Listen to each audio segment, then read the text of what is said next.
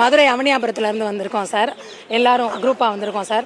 ஒரு பண மோசடி, நகை மோசடி, ஒரு கூடவே இருந்து நல்லா பழகின ஒரு குடும்பம் வந்து எங்களை மோசடி செஞ்சுட்டு போயிட்டாங்க.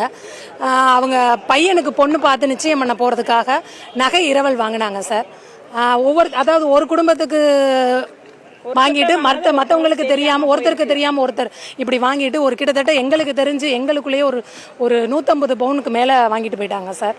இது போக அவங்க தீபாவளி சீட்டு, வருடாந்திர சீட்டு, குடுக்கல் வாங்கல், இந்த மாதிரி நிறைய வந்து அவங்க மகளிர் குழு, இந்த மாதிரி மூலியமாகவும் எல்லாத்துலேயும் சேர்த்து கிட்டத்தட்ட ஒரு 10 கோடி ரூபாய்க்கு மேலே வந்து அவங்க மோசடி செஞ்சுட்டு போயிட்டாங்க. அவங்க பேர் வந்து கவிதா, அவங்க கணவர் பேர் தென்னரசு, அவங்களுடைய மூத்த பையன் பேர் வந்து ராம் கணேஷ் பாண்டியன், 2வது பையன் பேர் கார்த்திகேயன். எல்லாருமா சேர்ந்து ஏமாத்தின மாதிரி ஏமாத்திட்டு போயிட்டாங்க சார். இப்போ அவங்க வந்து ஊரில் இல்லை, சொந்த வீடு நிலம் எல்லாமே இருக்குது, ஊரில் இல்லை, அவங்க வந்து வெளியேறி போயிட்டாங்க. நாங்கள் அவனியாபுரம் ஸ்டேஷனில் கம்ப்ளைண்ட் பண்ணி எங்களுக்கு சரியான நடவடிக்கை எடுக்காதனால நாங்கள் வந்து சாரை பார்க்க வந்திருந்தோம். சார் கண்டிப்பாக எங்களுக்கு வந்து செய்கிறேன்னு சொல்லியிருக்காங்க சார். நாங்கள் கொடுத்து வந்து 1 வாரம் ஆயிருக்கு. அதான் சார், பழக்க வழக்கத்தில் நம்பிக்கை துரோகம் பண்ணிட்டாங்க. 30 வருஷ பழக்கம் சார். ஒரே ஊரில் பக்கத்து வீடு சார், அடுத்த வீடுல அவங்க தீபாவளி சீட்டு பிடிக்கிறது கிட்டத்தட்ட 25 வருஷமா சீட்டு பிடிக்கிறாங்க சார். கரெக்டா தான் கொடுத்துக்கிட்டு இருந்தாங்க. ஆமா, நாங்க சீட்டு போட்டிருக்கோம், வருடாந்திர சீட்டும் போட்டிருக்கோம், தீபாவளி சீட்டும் போட்டிருக்கோம், மகளிர் குழுலையும் இருக்காங்க, எல்லாத்துலயுமே இருக்காங்க.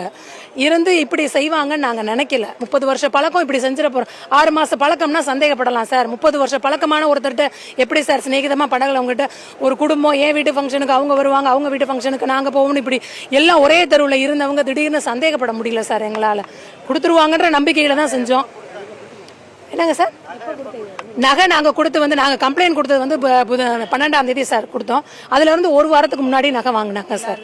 எல்லார்கிட்டையுமே வாங்கினதுல இருந்து கான்டாக்ட்ல தான் சார் இருந்தாங்க. இந்த கொடுத்துட்றேன், இன்னும் திங்கக்கிழமை தான் செய்ய போறேன், புதன்கிழமை வீடறிய வர்றாங்க, அன்னைக்கு வந்துட்டு நான் வந்து போயிட்டு வந்துட்டு நான் உங்களுக்கு சாயங்காலம் கொடுத்துட்றேன், இப்படி சொல்லி சொல்லி சொல்லி எங்களை தள்ளி கொடுத்தாங்க. நாங்களும் சரி கொடுத்துருவாங்க அப்படின்ற நம்பிக்கையில செஞ்சோம். அது இனி விசாரிச்சாதான் சார் எங்களுக்கு தெரியும். இல்ல சார், பொண்ணு பார்க்க போனது உறுதியான்னு சொன்னாங்க சார். ஆனா அதுக்கப்புறம் மேற்படி வைபவங்கள் எங்களுக்கு தெரியல சார் சரியா.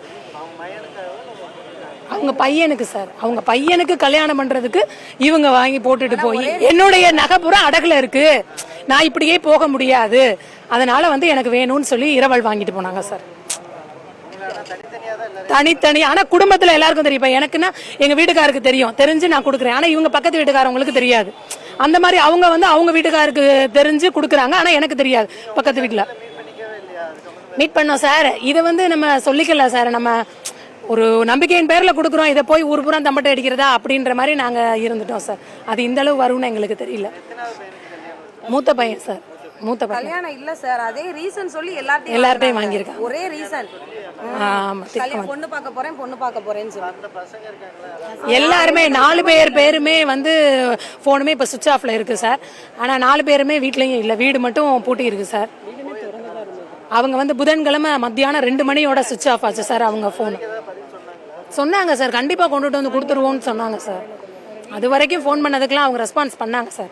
கடைசி அந்த 2 மணிக்கு மேலே வந்து சுவிட்ச் ஆஃப் ஆனது.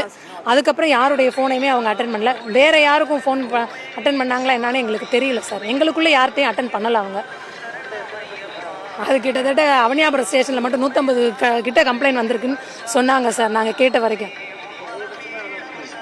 அதிகபட்சமாக எனக்கு தெரிஞ்சு 10 கோடி ரூபாய்க்கு மேலே போயிருக்கு சார். இன்னும் எவ்வளோன்னு மொத்தமாக தெரியல சார். எனக்கு இப்போ என்கிட்ட மட்டுமே 19 பவுன் நகை சார். ஒரே செயின் 3 சரம், ஒரே செயின் 19 பவன். ப்ரூஃப் வாங்குற லெவலில் அவங்கள வந்து நாங்கள் நம்பிக்கை பேரில் கொடுத்துட்டோம் சார். இப்போதான் அது முட்டாள்தனம்னு எங்களுக்கு தெரியுது. பிளே ஸ்டோர் மற்றும் ஆப் ஸ்டோரில் இருந்து பாலிமர் செயலியை QR கோடு மூலம் பதிவிறக்கம் செய்யுங்கள். செய்திகளை உடனுக்குடன் பெறுங்கள்.